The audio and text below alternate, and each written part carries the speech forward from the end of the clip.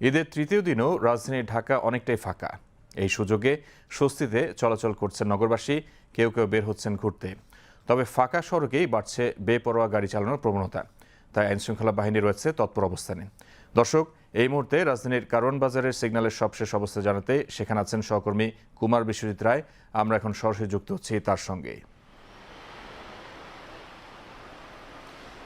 ফয়সাল, আপনাকে ধন্যবাদ। আপনি যেমনটা জানতে চাচ্ছিলেন আমার কাছে, আসলে আমি এই মুহূর্তে আছি কারওয়ান বাজার সিগন্যালে। এই সিগন্যালটি আসলে ঢাকা শহরের অতি ব্যস্ত এলাকা বলা যায়, কারণ এখানে আমরা সবসময় দেখতে পাই যে ঈদের আগে এই ব্যস্ত নগরীতে সবসময় ব্যস্ত থাকে এই কারওয়ান বাজার সিগন্যাল। তবে ঈদের এই ছুটির সময় আজকে তৃতীয় দিন চলছে, এই সময়টা আমরা দেখতে পেয়েছি যে রাজধানীর এই জায়গাটা অনেকটাই ফাঁকা, মানে যানবাহনের অত বেশি চাপ নেই। তবে আমরা যারা নিরাপত্তা সংশ্লিষ্ট, বিশেষ করে ট্রাফিক পুলিশের দায়িত্বে যারা রয়েছেন, তাদের সাথে আমরা কথা বলেছিলাম। তারা জানিয়েছেন যে ঢাকা শহরে আজকে তৃতীয় দিন গাড়ির চাপ তুলনামূলক কম। আগামীকাল যেহেতু সরকারি ছুটি শেষ হয়ে, আজকে যেহেতু সরকারি ছুটি শেষ হয়ে আগামীকাল থেকে আবার অফিস আদালত খুলে যাবে, সেই জন্য তারা বলেছেন যে আজকে বিকাল থেকে গাড়ির চাপ কিছুটা বাড়বে। তবে একটু জানিয়ে রাখি যে ফাঁকা ঢাকা কারণে আসলে বেপরোয়া গাড়ির যে চাপ সেটি বেড়েছে অনেকটাই। কারণ অনেক জায়গায় আমরা এখানে কিছুক্ষণ আগেও একটি সিএনজি এবং মোটরসাইকেলের মধ্যে দুর্ঘটনার আমরা দেখতে পেয়েছিলাম, নিজের সামনে, চোখের সামনে নিজেরাই দেখেছিলাম। আসলে এই যে দুর্ঘটনা ঘটছে, এটি আসলে বেপরোয়া গতির কারণে। কোনো কোনো ক্ষেত্রে মোটরসাইকেলের চালক নিজে স্লো গতিতে চালালেও সিএনজি চালক কিন্তু দ্রুত চালাচ্ছেন। আসলে চালকদের মধ্যে সচেতনতার অভাব এবং যারা এখানে চলাচল করছেন তাদের মধ্যে সচেতনতার অভাবের কারণে এই দুর্ঘটনাগুলো ঘটছে বলে আমরা বুঝতে পেরেছি এবং জানতে পেরেছি। ট্রাফিক সার্জন যারা রয়েছেন তারাও আমাদেরকে জানিয়েছেন যে আসলে এই ফাঁকা ঢাকায় বেপরোয়া গাড়ির চলাচল কিছুটা বেড়েছে। তবে এখানে এখন এই মুহূর্তে আপনি নিশ্চয়ই দেখতে পাচ্ছেন ক্যামেরার মাধ্যমে রাজধানী যে কারওয়ান বাজার সিগন্যালে গাড়ির চাপ তেমন একটা নেই। তবে মানুষের মধ্যে আমরা সচেতনতার ঘাটতি দেখতে পেয়েছি, কারণ মানুষ মনে করছেন যে ফাঁকা ঢাকা মানেই অনেক দ্রুত চালাতে হবে, যেই গতিতে চালাতে গিয়ে আসলে দুর্ঘটনাগুলো ঘটছে।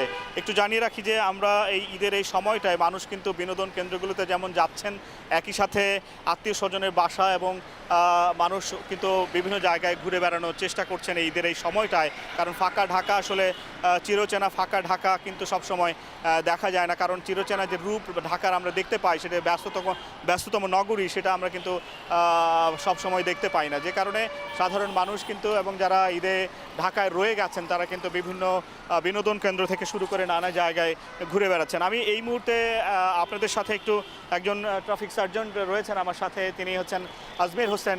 তার সাথে আমরা একটু জানতে চাইবো যে রাজধানী ঢাকার এই মুহূর্তে আসলে ট্রাফিক যারা দায়িত্ব পালন করছেন, কি অবস্থা দেখতে পাচ্ছেন আপনারা? আসসালামু আলাইকুম। গত দিনের তুলনায় বা ঈদের পরের দিনের তুলনায় এখন তুলনামূলকভাবে গাড়ি আস্তে আস্তে বাড়ছে। বিশেষ করে ঢাকা বা পার্শ্ববর্তী এলাকার মানুষ ঢাকায় ইন করা শুরু করেছে, তো যার কারণে মানুষ এবং যানবাহন দুটারই চাপ বাড়তেছে আস্তে আস্তে। তো আমাদের ট্রাফিকের পক্ষ থেকে ব্যবস্থা আছে, আমরা আছি। আচ্ছা, যারা বেপরোয়া গতিতে গাড়ি চালাচ্ছেন তাদের ব্যাপারে কি ব্যবস্থা নিচ্ছেন আপনারা? যারা বেপরোয়া গাড়ি চালাচ্ছে তাদের আমরা নিয়মিত চেকপোস্ট আমাদের অব্যাহত আছে। আমরা চেকপোস্টের আওতায় আনছি, চেকব্যাক করছি, দেন তাদের বিরুদ্ধে আইনগত ব্যবস্থা নিচ্ছি। ফাঁকা ঢাকার যে এই রূপটি আপনারা দেখতে পাচ্ছেন, গাড়ির চাপ কেমন দেখছেন এবং মানুষ নিরাপদে ঘুরে বেড়াতে পারছে কিনা? আলহামদুলিল্লাহ, আমরা ওই ধরনের কোনো ইনসিডেন্টের খবর আমাদের কাছেও নাই। সিনিয়র স্যাররা আমাদেরকে যেভাবে ডিরেকশন দিয়েছে যে ফাঁকা ঢাকায় আমাদেরকে আরও বেশি অ্যালার্ট থাকতে হবে, তো আমরা সেই জায়গা থেকেই অ্যালার্ট আছি এবং আল্লাহর রহমতে কোথাও কোনো ইনসিডেন্টের খবর এই মুহূর্তে আমাদের জানা নাই। ভালো আছে, আল্লাহর রহমতে ভালো আছে। তহবিলের সার্বিক পরিস্থিতি আপনি ভালো দেখছেন? নিরাপদ যারা ট্রাফিক আইন মানছে না, বেপরোয়া গতিতে গাড়ি চালাচ্ছে, তাদের বিরুদ্ধে কি ব্যবস্থা নিচ্ছেন আপনারা? জরিমানা করছেন কিনা? যারা ট্রাফিক আইন মানছে না, বেপরোয়া চালাচ্ছে, রেজিস্ট্রেশনবিহীন মোটরসাইকেল এবং হেলমেট পরছে না বা সাধারণ যে আইন কানুন সেটা মানছে না, তারা আমরা চেকপোস্টের মধ্যে তাদেরকে চেকব্যাক করছি এবং প্রসিকিউশনের আওতায় আনছি। আর যে গাড়িগুলো বিশেষ করে রেজিস্ট্রেশনবিহীন এবং একজনের গাড়ি আরেকজন চালাচ্ছে বাট কোনো সদুত্তর দিতে পারছে না, সেগুলো গাড়ি আমরা আটক রাখছি এবং আমরা যেটাকে বলে ডাম্পিং, আটক রেখে তাদেরকে আমরা স্লিপ দিয়ে দিচ্ছি। পরবর্তীতে এটা আইনগত প্রক্রিয়ায় তারা এটা আমরা ফার্দার ব্যবস্থা নিব। অনেক ধন্যবাদ আজমির আপনাকে। শুনতে পেলেন ফয়সাল যে আসলে রাজধানী ঢাকা এই মুহূর্তে যারা নিরাপত্তার দায়িত্বে এবং ট্রাফিক সার্জনের দায়িত্বে যারা রয়েছেন তারা সার্বিক পরিস্থিতি যেন নিয়ন্ত্রণে থাকে সেজন্য তারা কাজ করছেন। আপনাকে একটু জানিয়ে রাখি যে এবারের ঈদে আসলে ট্রাফিক যে পুলিশ সদর দপ্তর থেকে জানানো হয়েছে মেট্রোপলিটন এলাকায় কিন্তু আসলে 20% পুলিশ ছুটিতে গেছেন এবং যেই স্থানীয় পর্যায়ে যেটা রয়েছে যেখানে আসলে জেলা পর্যায়ে 25% মানুষ কিন্তু পুলিশ সদস্য তারা ছুটিতে গিয়েছেন। এর মধ্যে আসলে 75 থেকে 80% পুলিশ নিরাপত্তার দায়িত্বে সার্বিকভাবে তারা সারা বাংলাদেশে কাজ করছেন। আসলে এই ছিল আমার কাছে কারওয়ান বাজার থেকে সবশেষ তথ্য। কুমার, আপনাকে ধন্যবাদ।